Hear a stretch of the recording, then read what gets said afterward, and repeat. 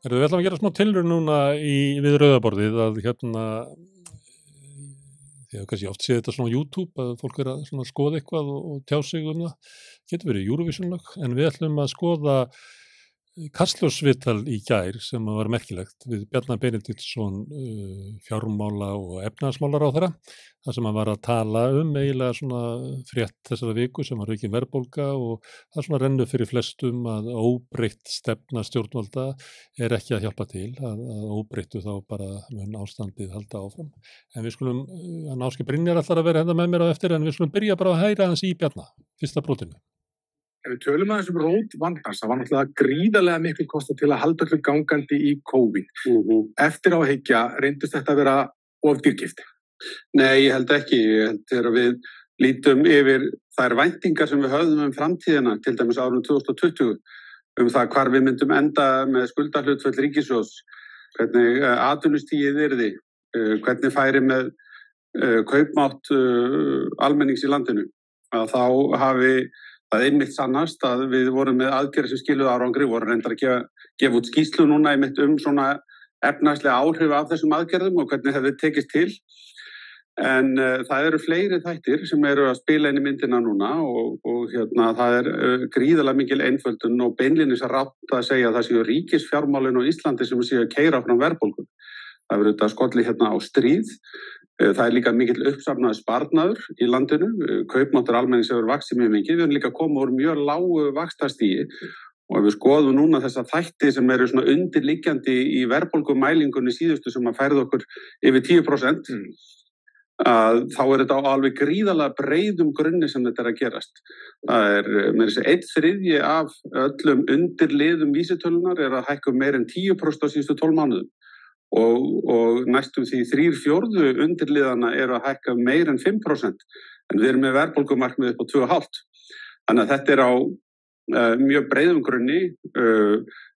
Það hefur talsvert verið rætt svona spennu í hagkerfinu og við megum ekki gleyma því að við erum með hátt atvinnustig, við erum með mikinn kaupmátt heimila, góða eiginfjárstöðu heimilana, við erum á margan hátt með mjög sterka stöðu til þess að takast á við þetta en það þarf að berja verðbólguna aftur niður.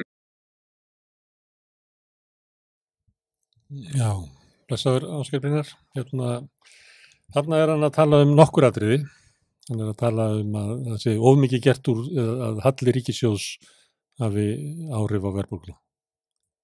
Já, ég held að það sé að vissuleyti rétt hjá honum. Ég veit ekki alveg hvort að þetta er svona viðbragð við Sigríði Andersen fyrir dómsmálaráðherra í Silfrinu á sunnudaginn. Það sem að hún var með svona einfalda skýringu þeirra sem að trúa á eina kenningu til þess að greina heiminn sem er peningamagnkenningin og samkvæmt henni og þeim sem trúa á hana þá er þetta allt núna öll þessi verðbólga í heiminum út af öllum þessum útgjöldum síðan í COVID. En enginn af þeim getur útskýrt okkur það liðu þarna 1-2 ár á milli. Þannig að þarna er ég nú alveg sammála fjármálaráðherranum að það er ekki vegna ríkisútgjaldana sem verðbólgan er tilkomin. Hún er komin að mestuleyti vegna stríðsins sem kveikir í henni en hins vegar held ég að punkturinn frá Bergsveini með að að ríkið hefði náttúrulega geta gerst samt sitt af mörkum til að draga úr henni með því til dæmis að bíða með hækkanir á gjöldum. Það var þarna það sem ég vildi kalla verðbólgufroða, auknar tekjur ríkissjóðs sem eru beinlínis vegna verðbólgunar. Þær hefðu getað látið menn kannski bíða allavega hálft ár með hækkanirnar. Þannig að það hefði allavega ekki bæst í því að óumdeilanlega er hluti af verðbólgunni tilkomin vegna hækkana ríkisins en annars er ég sammála því að það er ekki ríkisútgjöldin sjálf sem er að búa til verðbólguna. Nei. Þannig að þetta er rétt hjá honum að Bergsveinn spyr hann hvort það hefur verið dýrkeypt aðgerðirnar í COVID. Það spyr út frá svona peningamagnskenningunni.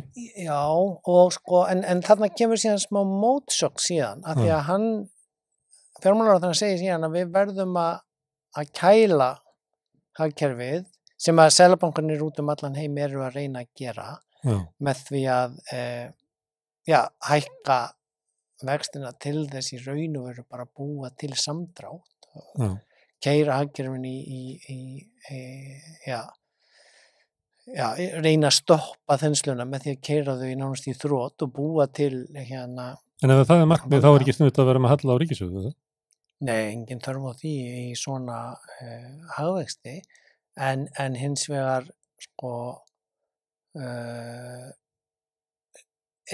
kemur það á móti því sem hann búin að vera að segja áður að ef verðbólgan ekki tilkomið út af ríkisútgjöldunum en að það verði samt að draga úr ríkisútgjöldunum núna vegna þess að kerfið er ofitna. Kæla hagkerfið, Þá hefur hann verið að hita hagkerfið með því að hafa halla á ríkissjóði, ekki?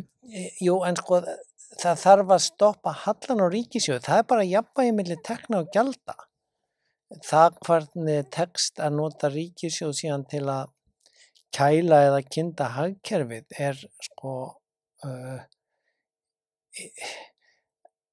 miklu erfiðari punktur af því að við komum að því kannski í punktunum síðar í viðtalinu að það sem var í COVID gert og olli ekki verðbólgu af því að þá var ríkið bara að stíga inn í hagkerfið sem var frosið, stopp og halda fólki á lífi þannig að fólk sem misti vinnuna eða hafði ekki efni á matnum og þau ríkisútgjöld var náttúrulega verið að halda fyrirtækjum á lífi en þau útgjöld valda ekki þenslu af því það bara í eðlilega eðslu við að borga af lánum og borga mat. Fyllir bara upp í hólu sem það var. Herðu, en að þú nefnir tekjurnar, að þá næsta brot, þá er hann spurður tekjurnar, hvort það sé ekki eðlilegt að auka tekjurnar. Og hann byrjar á því að tala svona hitt og þetta, það sé verið að tala gistináttagjald og það sé verið að skoða ýmislegt, ég ætla ekki að spila það, heldur þegar að Bergsveinn spyr hann það hvort að það sé ekki eðlilegt að setja skatta á stórútgerðina og sérstaklega uppsjávarfisk og bankana, við megum sjá það brot. Þau hættu með gistináttagjaldi 2019. Við gagnrýndum það í fjármálaráði. En hann nefnir þarna svona nokkur sem eru búin að vera gegnumgangandi lengi en ekki kannski svona stórvægileg atriði. Það þurfum við að endurskoða skatta og á umferð vegna þess að eru fleiri ramas en það hann kemur að leggja á skatta á þeirra sem eru stærri. Þá var það að klippa númer. Já, ég ekki alveg viss að arðsemi bankana sé jafn glæsileg og fólk telur af þessum hagnaðartölum vegna þess að við höfum byggt upp bankakerfi allt forsendum heldur en að hingað til hefur gilt við með það mikið eigið fé bundið inn í fjármálakerfinu að það ekki hægt að bera það saman við gamla bankakerfið okkar og það ekki hægt að horfa eingöngu á hagnaðartölum og þess fyrir utan þá erum við með sérstakan bankaskatt í gildi á Íslandi sem umfram það sem að gildi til dæmis á Norðurlöndunum. Og við hefum ekki að reyna að komast í gegnum þessa tíma núna með því að koma með einhverjar einskiptis tekjuöfluna aðgerðir og fara svo í varanlegar útgjaldatillögur á móti. Það óskynsamleg leið. Hvalrekaskatt á bankana sem að endurvekja bankaskattin? Já, ég náði ekki að staðreyna en þegar að við lækkuðum bankaskattin þá voru Svíar að hækka bankaskattin sinn. Bæði fyrra og þannig að ég ekki með tölunar í kollinum en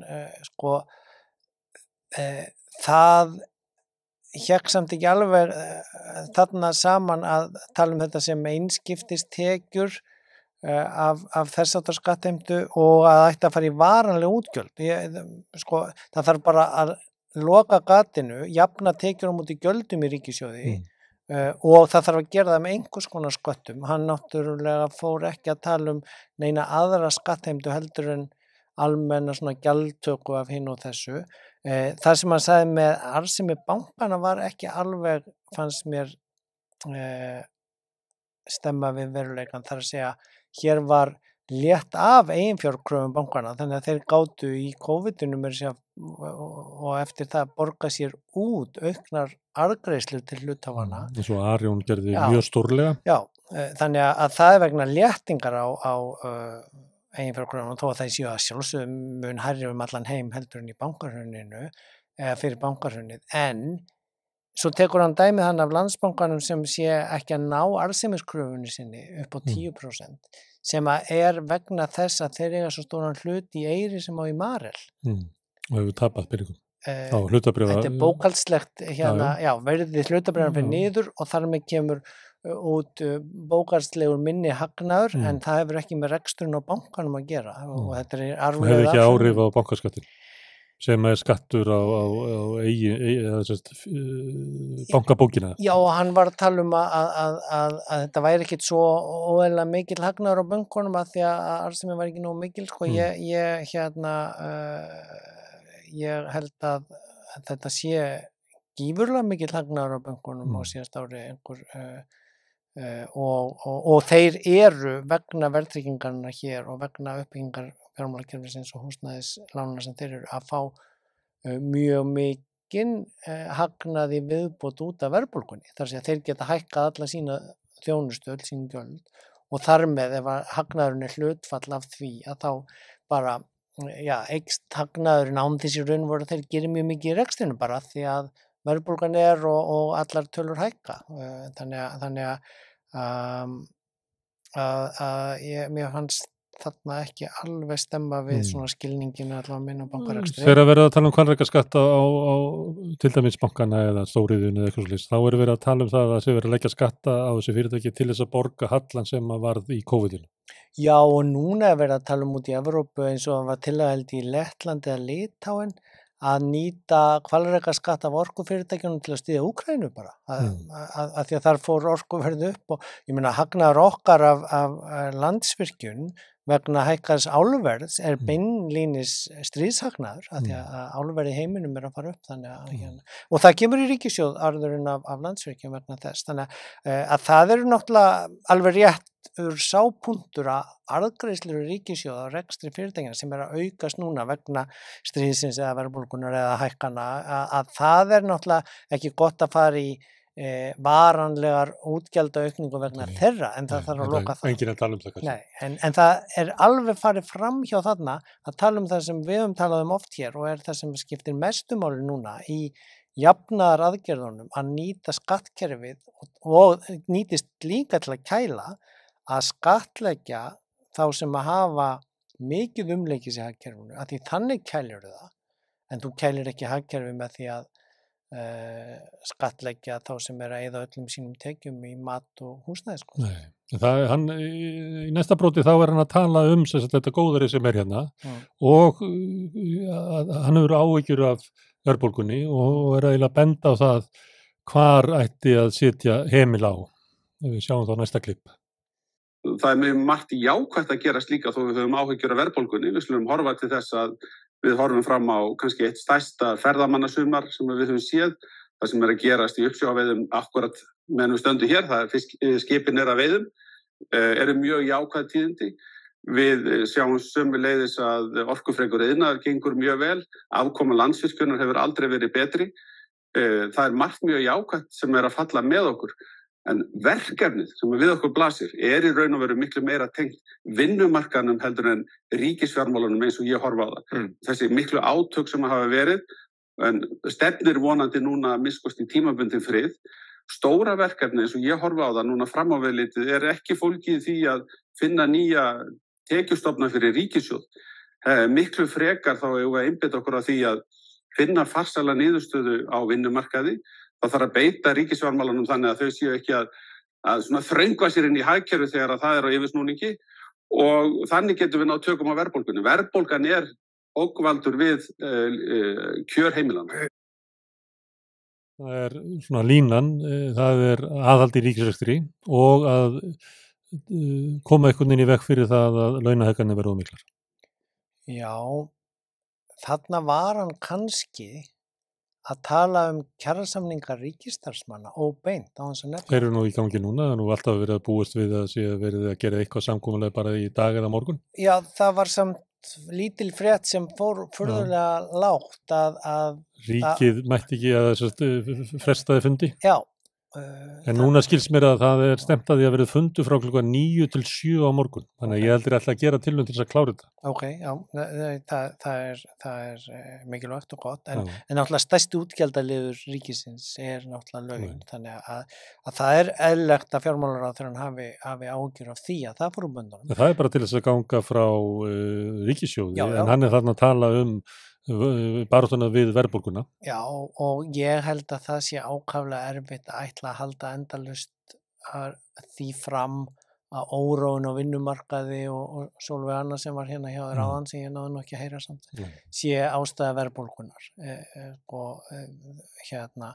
Það svolítið að tala það að svona verðbólgu væntingarnar, þegar að menn búast við að sé svona framundan, að óróin valdi því að menn haldi að sé verðbólga framundan og fristist þess að hækka verð þá?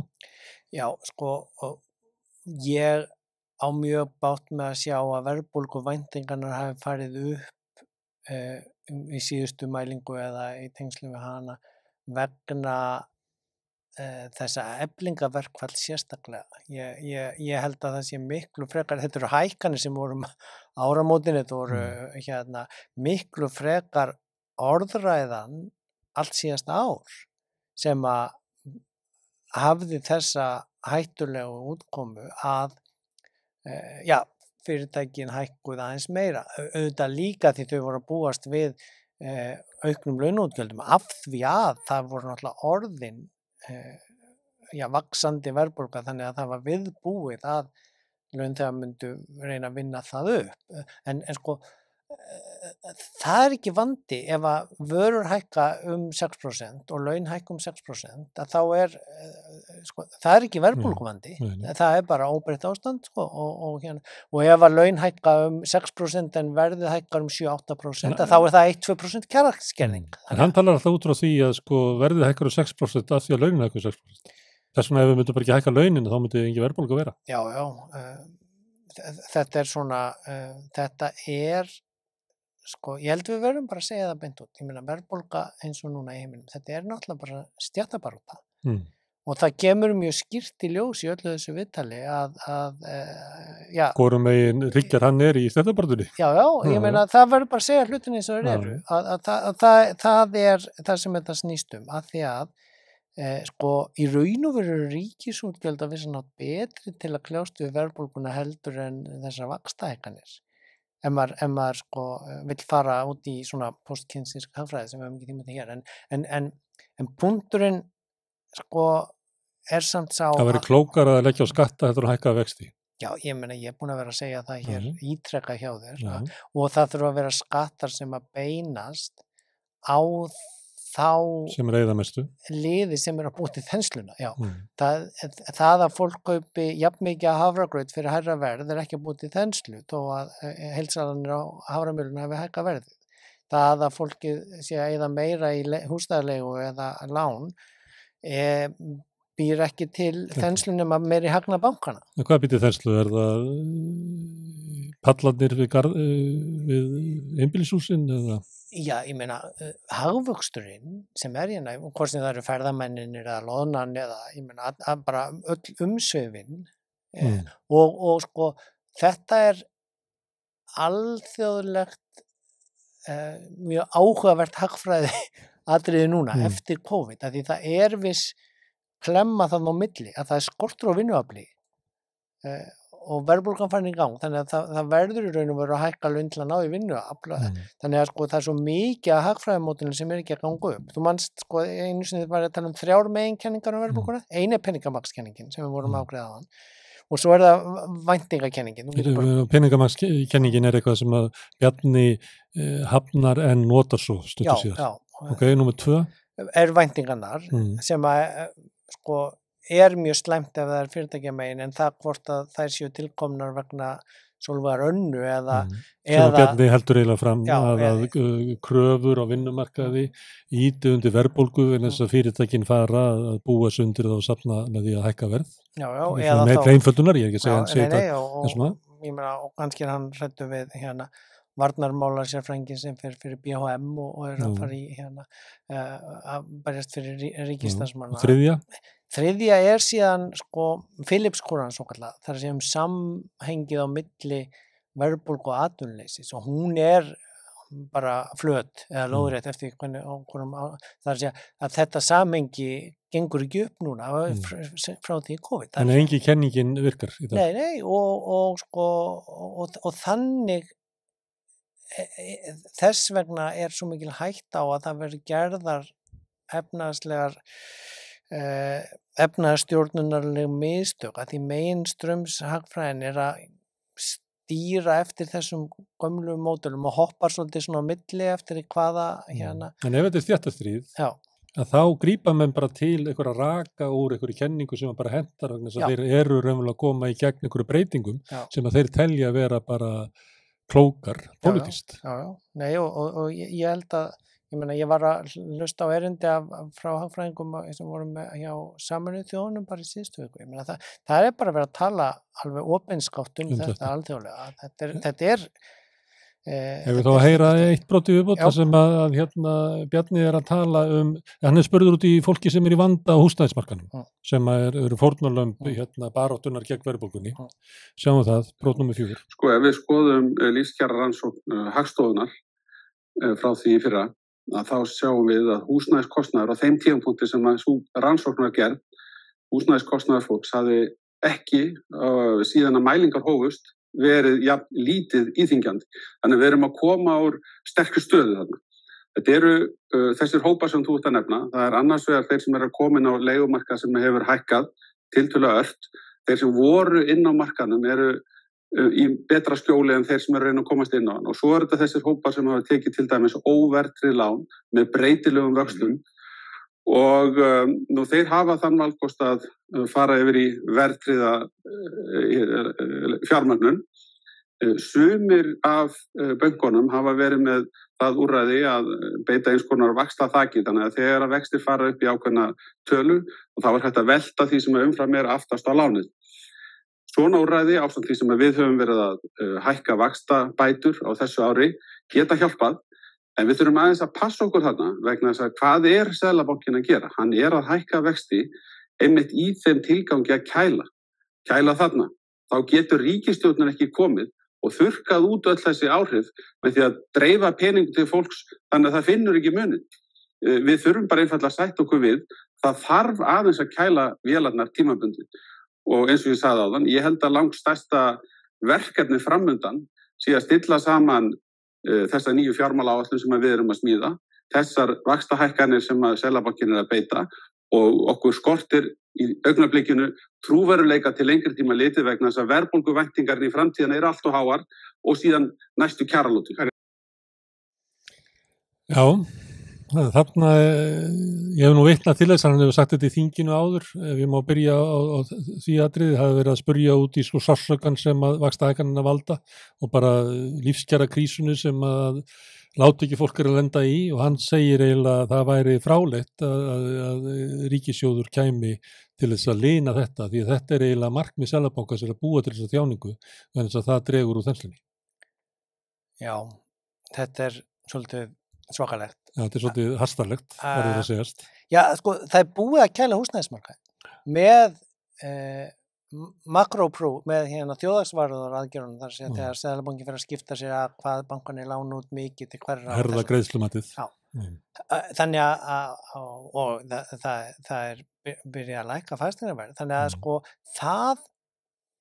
sú kæling búin að nást fram með öðrum aðgerðum þannig og sko vaxtahækkunin hins vegar búin að valda aukinni greiðslubyrði á fólki sem það að kikna undan og sko ég átta mig ekki á því hvernig það að veita vaxtabótum til lægsta tekjuhópsins sem á ekki fyrir útgjöldunum í húsnæði og mat. Ég bara áttaði mig ekki á því hvernig fjármálaráðherra landsins sér það fyrir sér til þess að lækka húsnæðisverð. Það hreinlega gengur ekki upp, sko. Ég veit ekki, sko, Hann líka gerir svolítið mikið úr hækkun á vaxtabótakerfinu sem var sáralítil, sérstaklega í ljósið þess að það búið að brjóta þetta kerfi niður. Sko. Já, og sko, ég var að skoða tölur út af stríðsmálunum. framlög Evrópulandana til þess að slá á orkuverðskostnaðinn var tífalt meiri en framlögin þeirra til stríðsins í Úkraínu.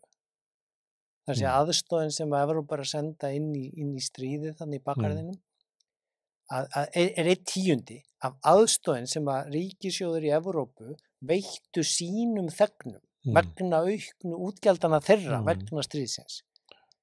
Við slupum við það hér út af okkar orkukerfi sem er einangrað á eyju, en við fengum álíka útgjaldaaukningu hjá heimilum vegna okkar fjármögnunarkerfis og húsnæði. Þannig að og settum eitthvað í mjög litlum skala í því samanburði.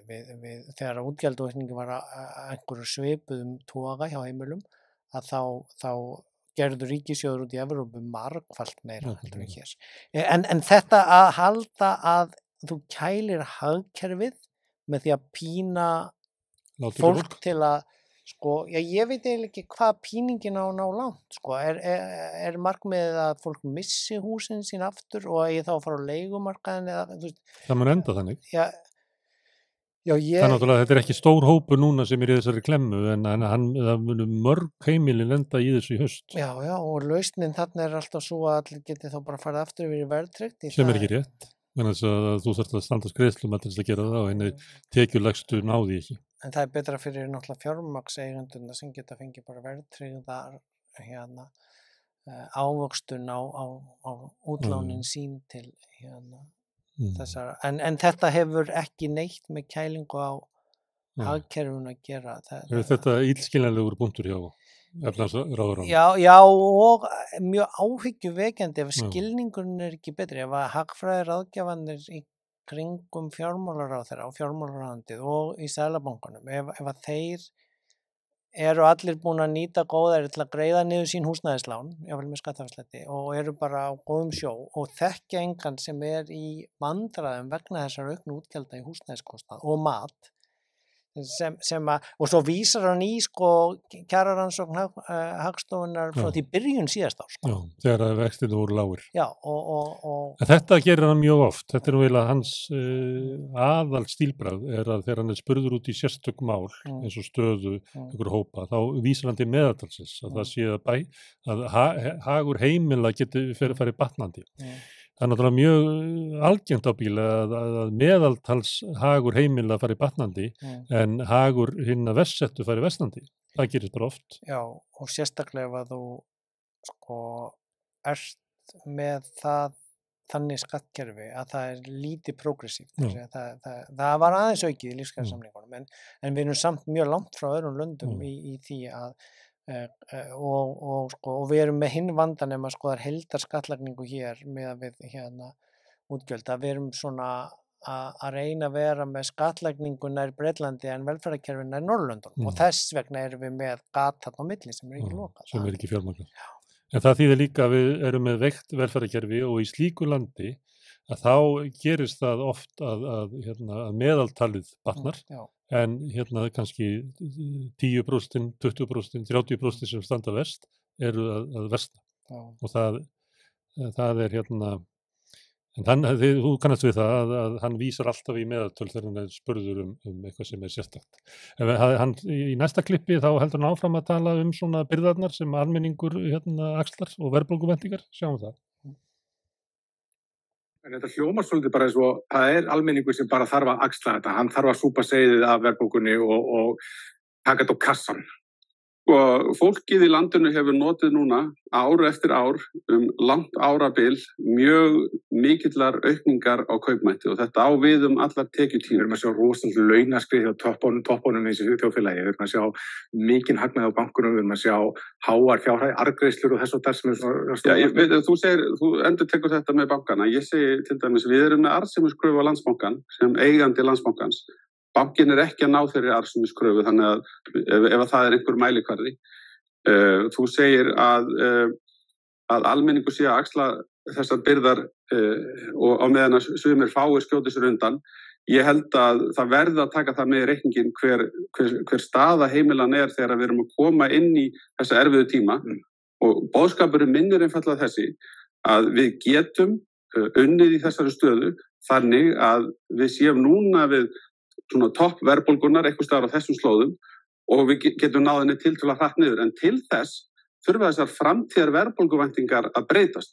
Fólk hægt að trúa því að við náum tökum á verðbólgun. Það orðið sjálfstætt vandamál.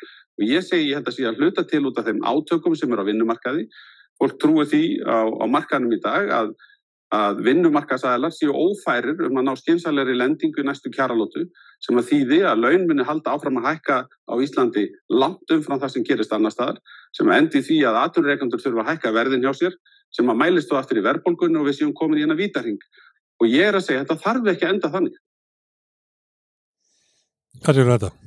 Nú hann bara að vísa í næstu kjaralótu, hann að vísa í kjarasamningarna í haust og miðjan vetur. Já. Og hann líka að tala að heimilin standi bara mjög vel. Já, í fyrra, í upphafi árs í fyrra. Þegar verðbólgan kemur. Hann að svara því að heimilin bara taka þetta og almenningur bara taka þetta á kassan. Og hann að segja já. Við stöndum svo vel. Já, að meðaldali og að tekjutíundirnar. Það var gott að hann var allavega farin að horfa á tekjutíundirnar mismunandi. En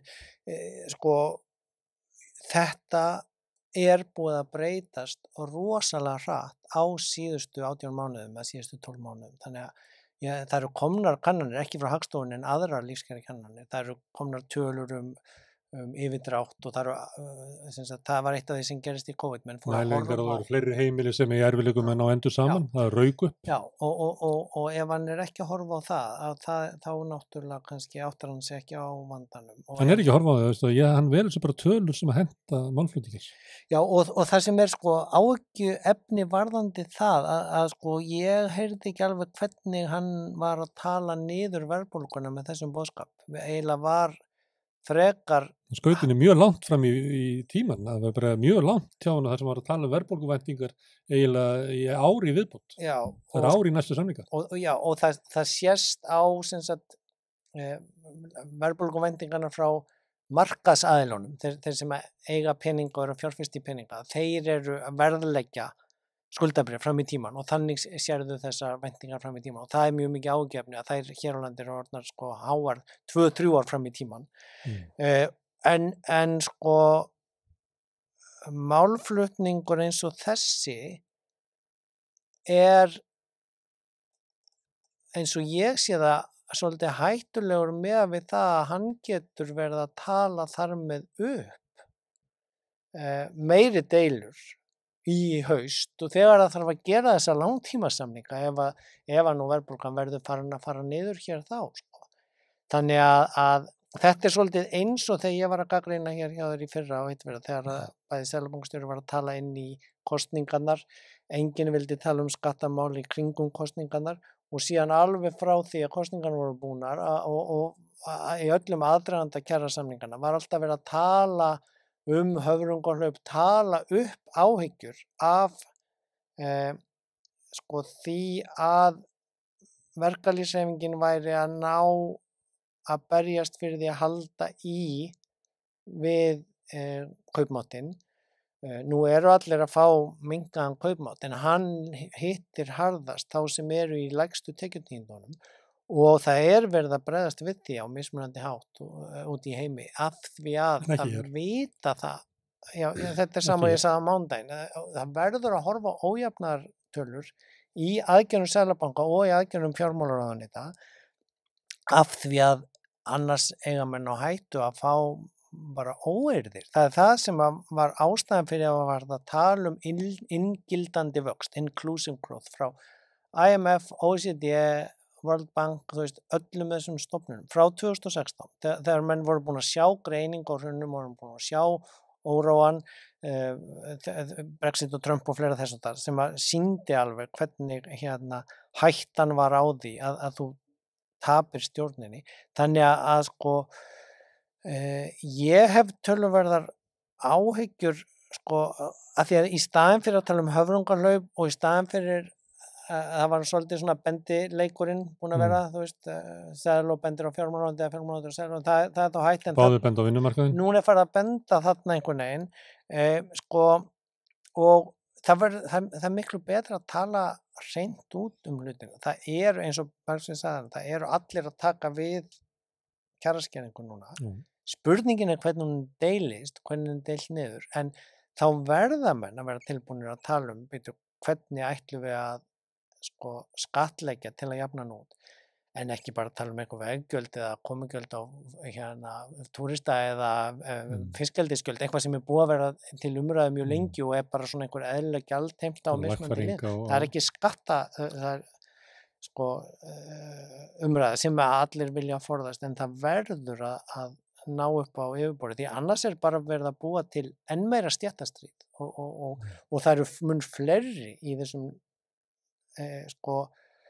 hópi sem í vandræðum með bara að komast af í þessari verðbólgu og ef hún heldur áfram þá sé ég ekki hvernig menn ætla með svona orðræðu að ná að tala niður væntingar, hvort sem það frá hlið verkalýðshreyfingarinnar eða atvinnurekenda. Þegar við ætlum stéttastríð þá að fólk hafi í huga að það eru tveir aðilar í því og það geta báðir háð stríðið, stundum látið eins og stéttastríð komið bara neðan en það kemur líka ofan. En það síðasti búturinn sem ég ætla að spila fyrir þig, þá hann snýst talið soldið af aðgerðum til þess að mæta því sem hefur kallað framfærslu krísa kannski erlendis, heyrum það. Kjarasamningar verða bara teknir upp aftur næsta haust eða eitthvað. Það eru þeir samningar sem ég að tala. Já, og hvað ætlið þið að gera? Þið hljótið að þurfa að stíga eitthvað inn með meira afgerandi hætti heldur en gerir núna til þess að koma þarna að málum. Já, það sem við höfum verið að gera að til dæmis núna áramótin vorum við að hækka vaxtabætur og barnabætur fyrir svona millitekju fólk og lægri endan. Og undanförnum árum höfum við sérstaklega lækkað skatta og aukið kaupmátt hjá þeim sem eru neðst í tekjustiganum. Við höfum verið að styrkja húsnæðisbótakerfið, við höfum verið að styrkja mjög verulega félagslega húsnæðiskerfið. Það get ég nefnt hlutdeildarlánin, við getum líka talað húsnæðisbæturnar fyrir þá sem eru á leigumarkaði. Við höfum verið með margvíslegar aðgerðir sem hafa svona hlúð að þessum hópum, hækkað bætur almannatrygginga mjög hressilega á undanförnum árum. Og til þess að standa vörð þessi kerfi þá þarf áfram verðmætasköpun í landinu og við megum ekki lendi í þessum vítahring sem ég var að nefna áðan. Ríkisstjórnin, það kallað eftir því núna að við séum ekki svona að taka of mikið pláss í hagkerfinu þegar að atvinnustigið þetta hátt og það þensla í hagkerfinu. Og ég er sammála því. Ég held hins vegar að það hefur verið gert allt of mikið úr hlut ríkisfjármálana í verðbólgumælingu dagsins, allt of mikið. Og því menn horfa bara fram hjá því að laun á Íslandi þau hafa hækkað á annan 2% á undanförnu ári. Mælingi frá desember til desember 2021 til 2022 sýnir 12,4% hækkun launa. Þetta of hröð hækkun launa, þetta ekki sjálfbær hækkun launa enn í framtíð.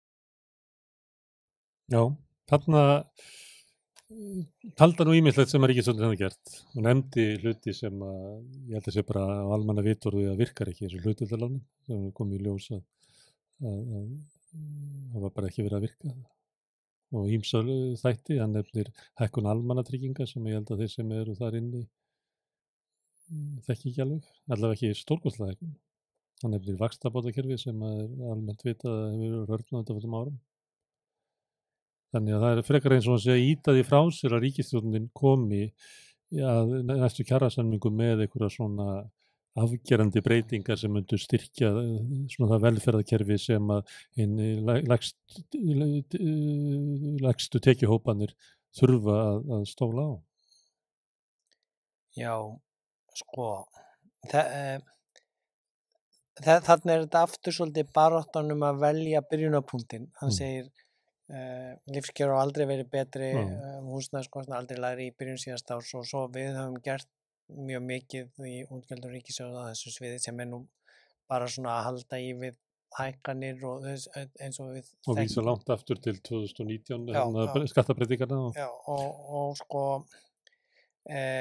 þannig að þarna þarf bara að skoða rauntölur. Ég ekki með þetta í kollum, en þetta einföld vinna fyrir duglegan blaðamann að bara fara yfir þetta og staðreyndirnar og sýna fram á þetta.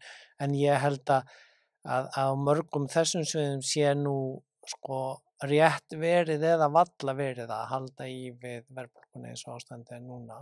Þannig að skriðið, það sem við tala skattskriðið annars vegar og síðan hvernig bæturnar skríða úr því að nýtast færri eða rétt haldið í við að nýtast jafnmörgum sem ekkert held ég hægt að segja að nýtist millitekjuhópum það sem hann var að vísa í. En ég ekki með tölunar í kollinum. Þarna hins vegar sko aftur augljóst að fjármálaráðherrann ætlar að halda fast í budduna ríkissjóðinn sem hann eðlilega telur einhvern veginn sína ábyrgð. Það beita aðhaldi og ekki auka útgjöld. Já, og samt þarf að semja og það verða einhverjar launa og kjarabætur þar. Það sem sko það sem hann sagði, ég var sammála nokkur þáttum þarna sem hann sagði en það sem að birtist þarna aftur eins og í klippinu á undan samt þessi, svolítið óvænlegi tónn það að það eigi ekki að hjálpa þeim sem mest þurfa á að halda. Meðan að þó í COVID var það gert gegnum fyrirtæki sem þú allavega þannig að það sko og það sýndi fram á að það var ekki vandi af því að auka ríkisútgjöld til neyðaraðgerða. Þar að segja það. En nú þensla og hagkerfið að hittna, þar var það öfugt. Já, alveg rétt hjá þér og honum og það, ég alveg sammála því þegar hann segir það ósjálfbært að vera með 12% hækkun á launavísitölunni á síðasta ári. Þannig að þess vegna erum við líklega ekki komin með eins mikla raunlaunalækkun eins og ýmis Evrópulönd, þar að segja kjaraskerðingu beinlínis en þá en hún náttúrulega að koma núna þegar verðbólgan orðin 10% og hækkanirnar núna á laununum voru eitthvað 6 eða hvað það þannig og sko eins og ég var að reyna að tala á mánudaginn með sko, það verða allir að gera eitthvað og það verður að reyna að finna þennan hæfilega balans. Hann að segja hann ætli ekki að gera neitt. Já og það svolítið ógnvænlegt þegar að með við tölurnar sem við erum að sjá komnar fram og ef þetta lítur svona út fram á við að þá bara að fara að aukast í þeim hópi sem í vandræðum með að eiga fyrir mat og húsnæði. Þannig að sko að það einn liður og síðan hvernig langtíma kjarasamningarnir að nást saman í svona því ég var búin að sjá fyrir mér að þar yrði að koma til skattkerfisbreytingar, aðlaganir og heildarstefnumótun breyting á húsnæðiskerfinu, langtíma aðgerðir á ríkissjóðsliðinni til móts við að að vinnuveitendur taki á sig ákveðin þátt og síðan auðvitað líka allir launþegar sem taka á sig einhverja prósentu. En ef ríkið kemur ekki inn með eitthvað, að þá mun launafólki þurfa að sækja alla kjaraskerðinguna sem hefur orðið fyrir til hækkari launa. Já, sko, þú lifir ekki í dag á kjarabótunum sem kom í fyrra, sko. Það gengur ekki upp og það að eins og maður heyrði síðan Seðlabankastjórann að tala um á þingnefndinni síðustu viku að þeir sem hefðu skuldað hefðu nú fengið mikinn gróða af því að raunvextinu voru neikvæðir. Þú lifir heldur ekki af þeim gróða og þú selur ekki svo auðveldlega eitt herbergi úr íbúðinni til að eiga fyrir afborgunum og ég færði jafnvel ekki annað greiðslum að jafnvel þú muni minnka við þig þegar vextinu er komin svona upp. Þannig að mér finnst svolítið ískyggilegt hvað það virðist vera lítil sýn á hvað þessi gífurlega mikla verðbólga að valda gífurlega miklum skaða á húsnæðiskostnaðinum hjá gífurlega mörgum og vaxandi mörgum. Þannig að það vekur vissan ugg ef að það á að reyna að kæla hagkerfið eða valda ekki þenslu með ríkisútgjöldum með því að styðja ekki fólk til þess hreinlega að lifa af í gegnum verðbólgustorminn sem ekkert minni stormur en COVID-stormurinn. Herðu, Ásgeir, takk fyrir að koma hingað og taka þátt í, hvað við kallum þetta, hagfræði, kastljósgagnrýni. Varðandi það að við erum nú að horfa svona á kastljósið. Já. Og það svolítið athyglisvert þetta viðtal að hérna þú segir að það ætti einhver blaðamaður að fara og staðreynd að tékka það, að hann leggur fram alveg ótrúlegt magn ef maður myndi sko setja þetta upp í línur og þá þetta er svo mikið sem hann að reyna að koma að og maður velti fyrir sem maður að horfa á þetta, hann þýttur að bara fengið spurningar fyrirfram og að æft þetta. Hvað tilfinningu hafið þú fyrir þessu? Að því að raunverulega kemur engin spurningum á óvart og það eru allar svona, öll svörin eru svona merkt í, hann að tróða alls konar svona upplýsingum inn í þar. Það sumuleyti var þetta eins og einhver svona leikrit bara. En fína spurningar. Já, mér fannst Bergsveinn vera með mjög góða spurningar og mér fannst þetta miklu áhugaverðara viðtal heldur en síðasta viðtalið þegar hann var að rífast við Sigurður. Já, formann Blaðamannafélagsins. Nei, og ég náttúrulega veit að vinnan við fjármálaáætlun er á fullu gangi núna, það þarf að leggja hana fram í lok mars fyrir 1. apríl þannig að það er verið það er þessi nýja umgjörð og ég var alltaf að vinna við það síðustu 6 ár að lesa þá áætlun og gagnrýna hana þannig að það verður mjög mikilvægt plagg þegar það kemur fram núna í lok mars eða í byrjun 1. apríl síðastlagi þannig að hann er bara með þetta vel á taktinunum því það er greinilega verið að vinna í þessu fullu en Bergsveinn var vel undirbúin ég vona RÚV leyfið að þið byrtið svona klippunar úr því á YouTube það var ekki tilkynnt en þetta var skemmtilega æfing að fara svona yfir, ég vona að þetta hafi verið gagnlegt fyrir áhorfendur. Ég hafði gaman að því og tristi því að sé ykkur að núti sem hafi haft líka gaman að því.